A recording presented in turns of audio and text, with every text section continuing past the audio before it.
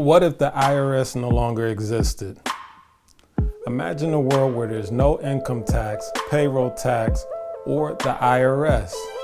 Instead, the government only collects taxes when you spend money. That's the idea behind the Fair Tax Act.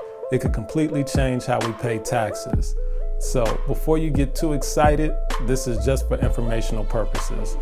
This is not my opinion, nor am I going to express any political opinions in this video. This is just to provide you information on the pros and cons on this proposal. So let's talk about it. So the Fair Tax Act is an act to replace multiple federal taxes, including income tax, corporate tax, payroll, benefit and gift taxes, with a national retail sales tax. But how does that benefit you and your wallet? Let's break it down. With the current system, you earn $100, the IRS takes 25%, leaving you $75. When you spend that money on goods and services, you pay a 7% sales tax, making your dollar equate to $69.75. Under the Fair Tax Act, when you earn $100, you keep that $100 because there's no IRS, but you pay a 23% inclusive tax on your goods and services, which is actually a 30% markup on your purchases, making that money equate to about $76.92. So who really benefits from that?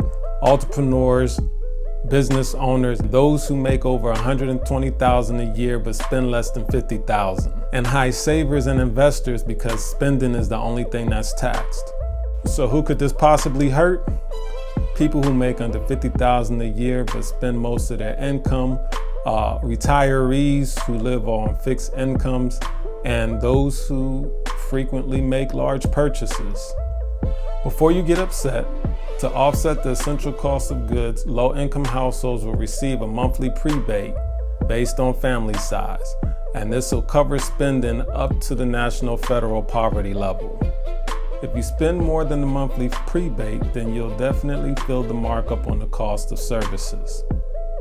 So that brings us to what will be taxed: new electronics, clothes, cars, new homes, dining out, haircuts, and personal services.